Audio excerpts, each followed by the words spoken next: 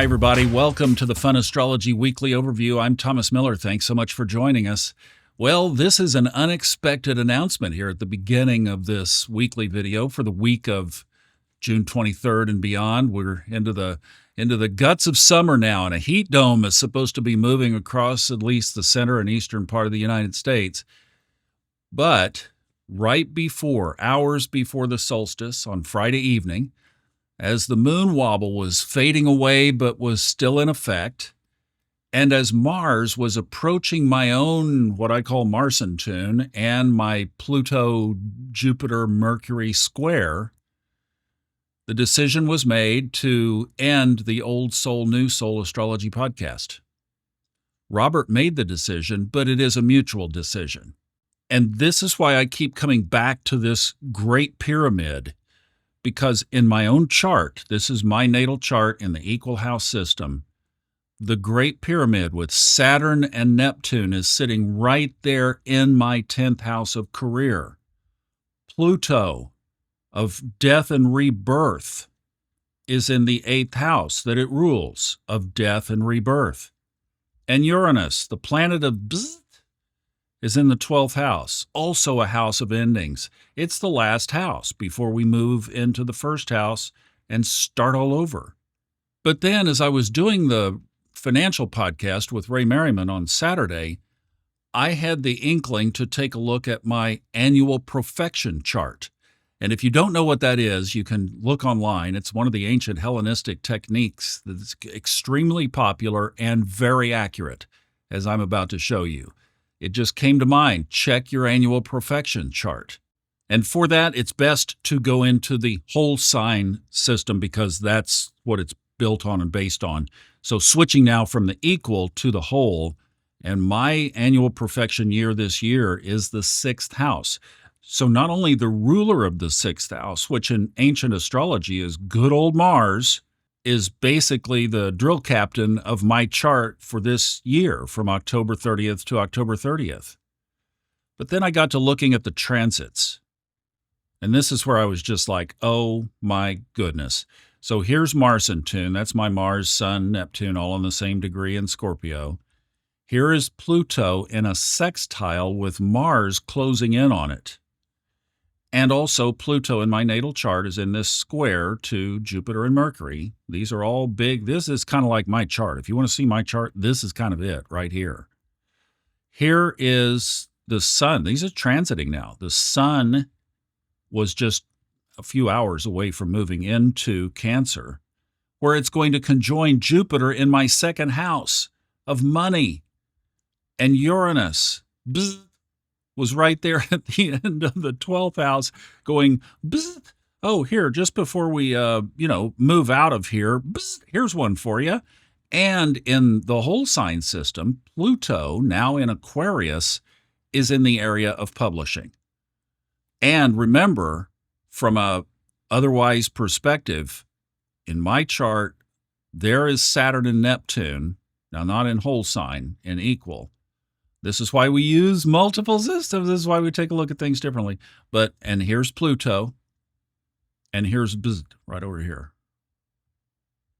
When I take a look at this and realize that the transformation, moving away from one thing, career-wise, closing that chapter, and I thought this was real interesting. Kristin pointed this out, that this Sun-Jupiter, which is extremely beneficial, say good luck, yeah, that would cover it. I mean, it is. It's very beneficial, is at the bending of the nodes of the moon, indicating that this is a karmic release. No question about it. And, if we fail to look at what else is going on here spiritually, from the standpoint of we are not human beings having a spiritual experience, we are spiritual beings having a human experience, we would lose some depth to this. But the whole chart basically says, not only is this okay, but this completion is a new journey for Thomas. Because on the next birthday, the annual profection will be in the 7th house, which is partnerships. It's also an angular house of new projects, new initiations. It's the seventh house of rising up and starting this new public path, really, that moves across here. It's a highlighted path. It's an elevated position. So this is the Cadent House 6th is just wrapping things up so that this new emergence and this new birth can take place. Nonetheless, change, especially of this nature, is never easy. But I just wanted to make sure to thank all of you who have watched the Old Soul, New Soul, who have taken notes and come to the classes and done the webinars and the live readings that we did and the horary course and all of it. Everything still stays. It's all still available. The only thing that changes is there won't be any more new episodes. But I just wanted to thank you so much for going on the journey with us and for supporting that podcast. It was a great 3 years. But then as I look at the astrology and I see so many of these indications of change and just realizing that I had completely forgotten about the 6th house perfection. I look at it every year on my birthday, but Mary got sick during that time. She already was sick. So we were in the full caregiver mode. Well, both of those, the 6th house, health, the 6th house, service, the 6th house of being available for others and doing things that don't get the spotlight. And she passed away in January. More 6th house kind of change took place after that. The falling away. There's a reorienting. The 6th is a cadent house. So these things all take place in that context. And then with Mars ruling that 6th house, boy, that gets in. I did a lot of digging on this before I came to record this. So you feel burnout. Well, I have felt like over the years, I've been able to get very much in tune with what's going on from the higher voice. It's constantly there, and I keep the channels pure so that voice is free to be there anytime. And not specific to Old Soul, New Soul, or specific to Robert or anybody else. I had just been feeling this shift. Podcasting is changing, and I was starting to feel the shift and the change. But Neptune is involved, and remember, Neptune is glued to my sun, so confusion often is the situation for me. And I know right now so many of you are saying that you've been feeling confused too. You can thank Neptune and Saturn for that, and Ray Merriman pointed out very well on Saturday's episode that the faster moving planets, when you have two like that together, the faster moving one blocks out the slower moving one. So we're going to have Saturn blocking out Neptune for a year. And then right now in the 2nd house in Cancer, we have the sun is approaching Jupiter. Same thing. The sun will kind of block Jupiter out for a little bit. So that extra bump that we're looking for won't come until July and into August. But it will come there faster than it will come with Saturn and Neptune up in Aries. But all of these things went into I had been feeling this for quite some time, that there needed to be some changes for myself. The economy is changing, and I've been doing a lot of material. I've been spending a lot of time on these podcasts with not a lot of compensation directly back. The audiobook sales, well, that's an economic float, so we'll see how that goes. But they dipped a little bit last month. So all of these things combined, I had been feeling this, Thomas, you've got to let go of some stuff. So other 6th house characteristics are to refine things toward your own well-being. And I can tell you that dialogue that had been going on about, dude, you've got to quit, you got to stop. And then I was like, well, what do I stop? I don't want to stop any of these things. I love all of these projects. Well, the universe has taken care of a couple of things to remove them off my plate already. So that's a blessing. Health is also a big focus in the 6th house and of a 6th house perfection year.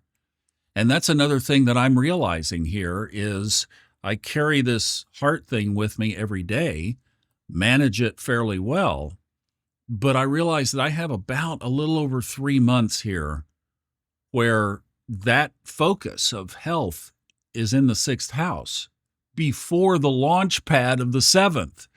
So I want to take a little bit of extra more time, perhaps, over these next 3 months. Kristin has been amazing, and you might hear from her a little bit more. She's offered. I like doing these Wednesday things together. It's been great, and I appreciate her so much. But I'm going to look out for these things as they come up, and this is where, if you follow your chart, so when I look at this and I think of, oh, that's bad, it's that old story. No, that's bad. No, that's good. Well, wait, we'll see. Well, this is not bad by any means. And Robert has some ideas that he wants to pursue. And I would kind of rather get back in that booth right over there and do audio. I love the intimacy that we have of you putting my voice in your ears in the morning, and the connection that we have through the Facebook group, and just that, being involved and chatting with each other, and that is what I want to get back to. So this is all a good thing. And Mars does a really good job of cutting cords. And when you think about it, hitting good old Martian tune, it affects everything here. There's my drive and my vitality and how I shine out into the world. There's my spiritual mission. And that's why I never was able to be satisfied in a secular career. That's it right there. And the Pisces up there on the career, the cusp of the career house. And then Mars, obviously, ambition and conflict and boundaries. All of that is being activated by this action. And here's another thing that I just put together with this. Mars likes to cut things clean. Neptune likes a nice smooth dissolve, fade to black. The sun wants, obviously, to illuminate and to radiate. But having all three of those in Scorpio, which is the sign of death, rebirth, it's the sign of hidden things, transformation. This has been a time, this whole year has been characteristic of burning off commitments, or in some cases, even fantasies, like you can work for free for the rest of your life, to reclaim that firepower, to reclaim a life direction, a new direction that's reflected by the Great Pyramid. And I have to say, I couldn't be more thrilled with the prospect of that. So it's for about 90 days here. We'll get through the summer. I'm going to take it a little bit easier. Going to throttle back some. We'll see how that works. For me, with that chart, here's the thing about that chart. People say, you need to relax. You need to chill out. You need to slow down. You know that I would die faster sitting in a chair? So I'm going to keep moving, but I'm going to keep moving at a pace that honors myself. And I just absolutely love how astrology shows us these things so clearly. Now, we have some business to take a look at for this week ahead. And as we begin the week, we're starting with this dynamic tension between a couple of places on this. Here's the Great Pyramid right here, Pluto, Uranus, and then our Wonder Boys in Aries. The Aries vortex, this is it. And the Sun Jupiter is square to Saturn Neptune. It's exact on Monday and Tuesday, basically. And then Jupiter squared them back on, it was the 9th and the 15th. So that Jupiter has moved on through. It's the Sun that's hitting them now exactly. But boy, that Jupiter energy, that Jupiter square energy is still very much there. And those are aspects of amplified tension. And that's coming right off of the solstice as well, which is also an amplified energy time of year. So if you've been feeling it, if you've been experiencing it, well, then it's in the sky. Take a look at the chart and see where the benefits are for you, because they're in there. And remember, the Great Pyramid are all positive aspects. They're not squares and oppositions. So these are all good things that are unfolding, but boy, is there some shakeup in the system right now. And we've all been experiencing it. It's like, wow, I think we're all just kind of looking for what's next? What's next? Well, how about a yod? How about a yod with the moon not at one of the points? Well, the sky certainly is obliged to deliver because we have Pluto at the top. There's the change and transformation. There's the sun, Jupiter on one side and Mars on the other. So, I mean, tell me that this whole thing that I've been describing so far is not fated. Yods are about fate. They're about some kind of destiny. The finger of God just writing in the sky saying these changes that we are all going through and everything that we're experiencing here from our soul's perspective, from our journey, is all for our good. Then we have a pretty stacked deck on Thursday. First of all, there's that sextile of the yod we were just looking at. So there's the sun, and you have to bring Jupiter and even the moon. We have the new moon on Wednesday. They are in a sextile to Mars. That's one. Mercury and its higher octave of Bzzzzt. Mercury's getting ready to go Bzzzzt, in a couple of weeks here. Mercury and Uranus are also in a sextile. Venus is sextile to the north node and trine to the south node. And then on Thursday afternoon, I don't have it here, but Mercury moves into Leo. So the Sun, Mars, first of all, there is the power, the thrust, the aggression, the conflict, the anger, all of that, but moving in a positive direction through that sextile. So if you surf it and allow it, and that's where I'm not resisting this because it was in my own heart, I was feeling that change needed to be made. As we discussed some things back and forth, it was obvious that Robert wanted to go in some directions. So this is a win-win. This is a sextile. So yes, it was abrupt. That's Uranus. But it's going to be a very good thing for all involved, including you. And there's the connection between Mercury and Uranus, both of them at 29 degrees. That's a sensitive point in the chart. So as you could say, watch your communication. Communication could be misunderstood. It could be miscommunicated. It could come out of nowhere. It could skew toward self-serving as Mercury is sitting on the banana peel into Leo. It could be picking up on some of those areas that say me, me, me. Same thing for Uranus as it's getting ready to move into Gemini, and boy, is this one ever going to be big. Remember, when this happened last time, it was 1942. We were already in World War II.